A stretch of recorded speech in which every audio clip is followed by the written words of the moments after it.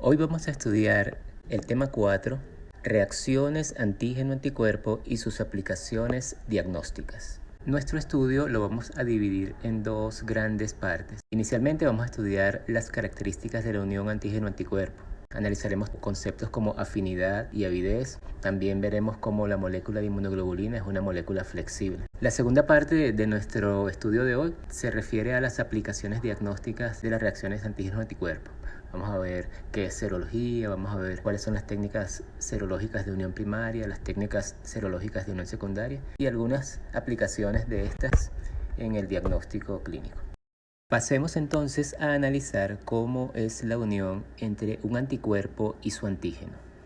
Es importante recordar que la interacción entre el anticuerpo y su antígeno es una interacción no covalente, por lo tanto es reversible, tiene la posibilidad de hacerse y deshacerse. Además, es específica. En esta figura se representa la hemaglutinina del virus de la influenza, que sería nuestro antígeno, interactuando con su anticuerpo específico, que se ubica a la derecha de la figura. Allí se representa en azul la región variable de la cadena liviana y en anaranjado la región variable de la cadena pesada. Vemos como el sitio de unión del antígeno es complementario con el epítopo, es decir, la región del antígeno con la cual interactúa el anticuerpo. Esta complementariedad permite que la unión sea muy estable. Pero como estamos diciendo, no son uniones covalentes las que se dan. Entonces, ¿qué tipo de interacciones son las que tienen lugar en este contexto para poder estabilizar la unión? Bueno, vamos a verlo en la siguiente diapositiva.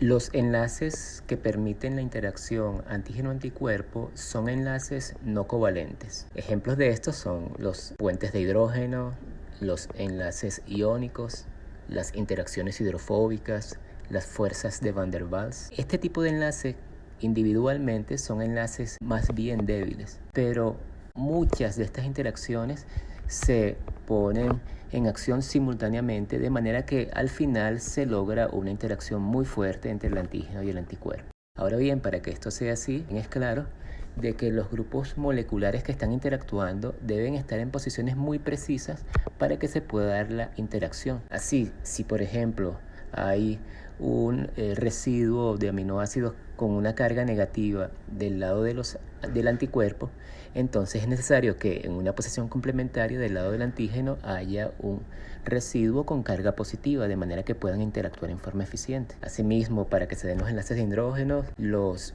grupos que van a interactuar deben estar a distancias muy precisas y en posición muy apropiada para que se pueda dar esta interacción. Y con el resto de las interacciones es similar. De manera pues que todo eso nos da una idea de por qué la unión entre el antígeno y el anticuerpo es tan selectiva, pues se requiere gran complementariedad y por eso la especificidad que hay en la unión antígeno-anticuerpo. Pasemos ahora a estudiar dos conceptos, afinidad y avidez. Estos son términos que se utilizan para describir la fuerza de unión entre el anticuerpo y su antígeno. Cuando estudiamos la molécula de anticuerpo, nos damos cuenta de que cada una tiene por lo menos dos sitios de unión para su antígeno. Para estudiar el primer término, vamos a concentrarnos en un sitio a la vez, como si pudiésemos aislarlo para hacer nuestro estudio. Entonces, afinidad, el primero de nuestros conceptos, se refiere a la fuerza de unión entre un sitio de unión de un anticuerpo con su epítopo respectivo. Es decir, estamos hablando de una interacción monovalente. Esa fuerza individual es lo que definimos como afinidad. En realidad es una medida de una interacción termodinámica donde ya vemos, de acuerdo a lo que hemos estudiado, hay múltiples enlaces que se están formando. Bueno, afinidad entonces es la fuerza de esa interacción monovalente. Un sitio del anticuerpo con un epítopo concreto. Ahora bien, como recordamos en la diapositiva anterior, la molécula de anticuerpo tiene por lo menos dos sitios de unión con su epítopo específico. Entonces, ¿qué pasa si simultáneamente se unen dos de estos sitios o más, como en el caso de las inmunoglobulinas pentaméricas, la IgM, o la inmunoglobulina dimérica, la IgA. ¿Qué pasa si simultáneamente más de un sitio interactúa con diferentes epítopos en un mismo antígeno polimérico? O sea, si hablamos de una interacción polivalente, debo hacer énfasis que estamos pensando en que dos sitios de unión del anticuerpo están interactuando con dos epítopos que tienen estructura similar, pero que están ubicados sobre un mismo antígeno. Esto es importante que lo recalquemos. Entonces, cuando hay una interacción polivalente, esa fuerza de unión que hay entre el anticuerpo y su antígeno la denotamos con el término avidez. Entonces, avidez es la fuerza de interacción entre múltiples sitios de una molécula de anticuerpo con múltiples sitios o epítopos repetitivos en un antígeno polivalente.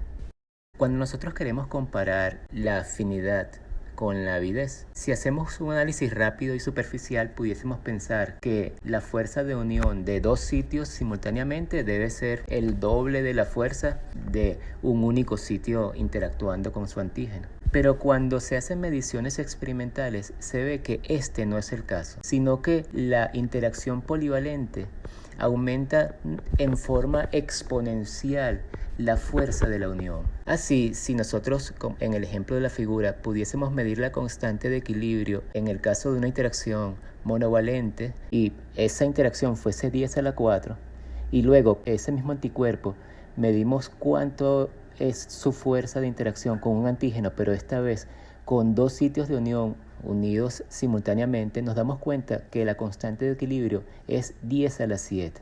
Es decir, no es 2 veces más fuerte, sino 1000 veces más fuerte que la unión monovalente. Y si seguimos hacia la derecha de nuestra figura, pensando en este caso en la IgM, que es un pentámero con hasta 10 sitios de unión al anticuerpo, nos damos cuenta de que mientras más sitios estén unidos, la interacción será muchísimo más estable, y en este caso la constante de equilibrio para una interacción de 10 sitios de unión en el caso de la IgM sería de 10 a la 11 en nuestro ejemplo, es decir, 10 a la 7 veces más fuerte que la unión monovalente, o sea, 10 millones de veces más fuerte. En la práctica, la avidez es la medida que se aproxima más a lo que se da fisiológicamente, porque como ya hemos comentado, cada molécula de anticuerpo tiene varios sitios de unión. Entonces, por eso a la avidez también se la ha llamado o se la ha conocido como afinidad funcional.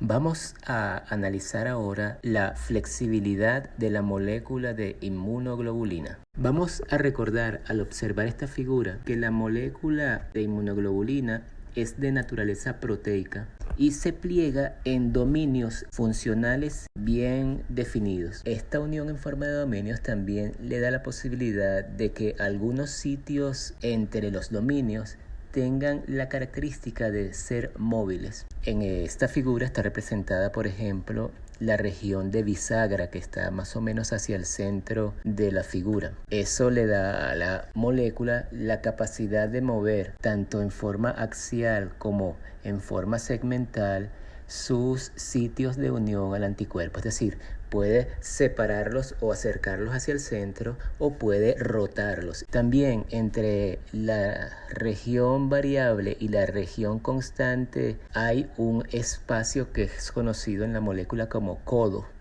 Ese espacio también le da flexibilidad a la molécula, de manera pues que esto le da la posibilidad a la inmunoglobulina de interactuar con un epítopo de un lado y adaptar el segundo sitio de unión a la posición donde se encuentre el antígeno. Es decir, no es una molécula rígida, sino que puede adaptarse a la disposición de los sitios con los que debe interactuar.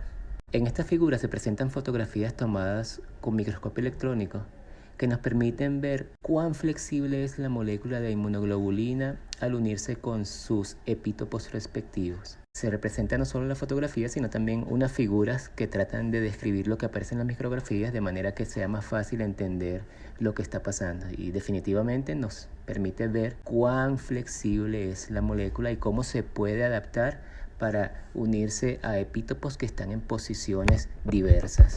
La flexibilidad de la molécula de inmunoglobulina también se hace evidente por cambios conformacionales que se dan o se pueden dar cuando el anticuerpo interactúa con su antígeno. En esta figura se representan ese tipo de cambios conformacionales. En rojo, la morfología o la posición en que están las cadenas de la molécula de anticuerpo antes de unirse con el antígeno, y en azul, cómo se modifica esta posición después que se une con el antígeno. En este ejemplo se representa la unión de la proteasa del VIH, que sería el antígeno representado en negro, con su anticuerpo respectivo. Vamos ahora a hablar de otro concepto que es importante, la reactividad cruzada.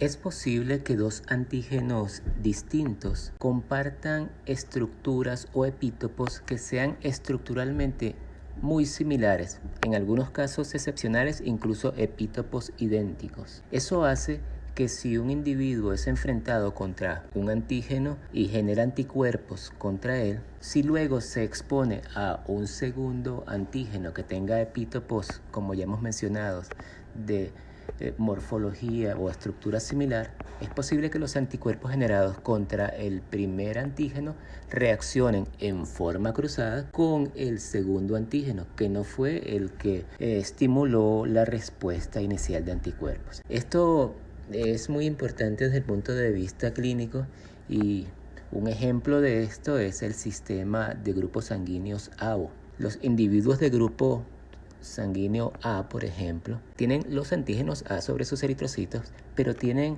en circulación anticuerpos que reconocen a los epítopos del antígeno B. De manera de que si un individuo de grupo A recibe una transfusión sanguínea de un individuo de grupo B, los anticuerpos que están presentes en su circulación van a reconocer inmediatamente los antígenos extraños, los antígenos del grupo B, y van a destruir en forma violenta estos eritrocitos que le están siendo trasplantados, de manera que puede ser una reacción tan violenta que incluso ponga en peligro la vida del individuo que está recibiendo la transfusión.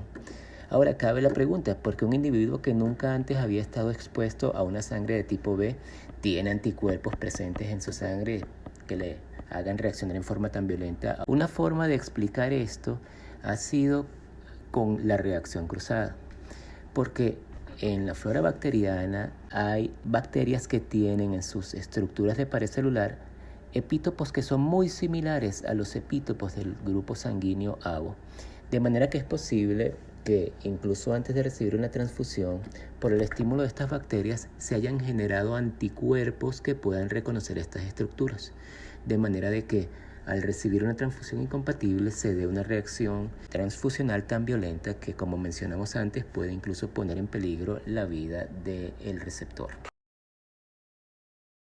Los invitamos ahora a ver la parte 2 de esta serie de 3 videos.